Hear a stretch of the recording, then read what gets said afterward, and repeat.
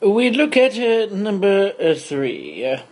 Find the solid that's made by this. So if we were to spin around the y-axis, we would get a solid that kind of looks like a volcano, like a little funnel, right? Something like that. That's kind of good. So yeah, here's the thing. If we were to first think about our little discs.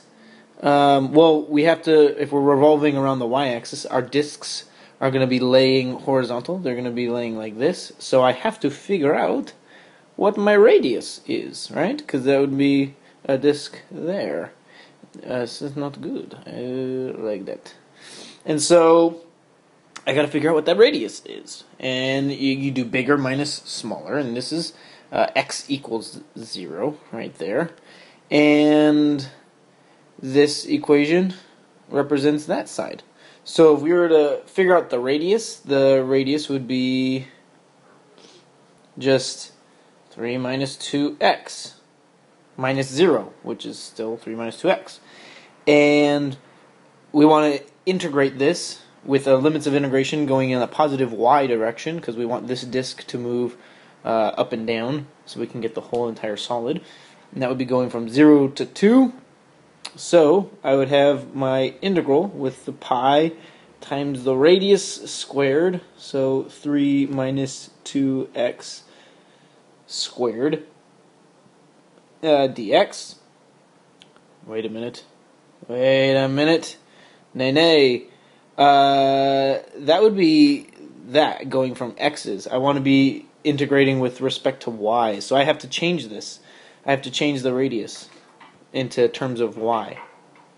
So this integral doesn't work. I know I have to be in terms of y because I'm integrating up and down. This disk is moving up and down, so let's change this. If I solve for y, what do I get?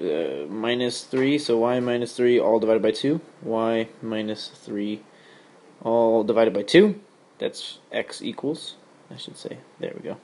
X equals that. Is that true? It's a negative. It's a negative 2. Here, this might have been confusing. So I'm going to say no on that. X equals y minus 3 divided by negative 2. That negative, I can just make it into like a negative y over 2 plus 3 over 2, which is the same thing as x equals 3 minus y over 2. That's just solving stuff. And then now I have the radius. Now I can write my integral. So I'll have the integral from, well, my y ranges from 0 to 2. So 0 to 2. Pi radius, 3 minus, that's a y, over 2 squared. And I'm doing it with respect to y. So then I can do this now. I'm just going to go ahead and square 3 minus y over 2. I'm going to square that. That would be 3 minus y over 2. This would be 1/4 times all this stuff, right? Because 2 times 2 is 4, and it's on the bottom. 3 times 3 is 9, minus 6y plus y squared. So I'm going to do it this way. I'm going to leave it like that. So my new integral, I'm going to say is, I'll move the 4 on the bottom, I'll move it outside. And in the inside, I have 9 minus 6y plus y squared dy. Take the antiderivative. 9y minus y squared times 3, right? Because that would make it negative 6. And then plus y cubed over 3 times pi over 4, going from 0 to 2. Now I'll plug in 2. What do I get? So I get that if I multiply it properly. I don't know if I did, but we'll see. And over 4. Get a common denominator. So then I would have this. 54 minus 36 plus 8 is 26. 26 over 3. And then we hit a pi over the 4.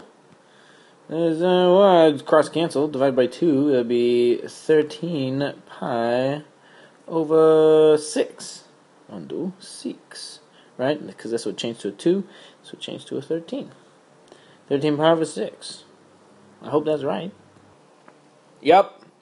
So, what happened here that was different from normal stuff? We had to move the disk up and down, so that's something maybe you can write down. If you're moving the disk up and down, then you have to be integrating with respect to y. That's why this one didn't work. But there you go. Hopefully that helps.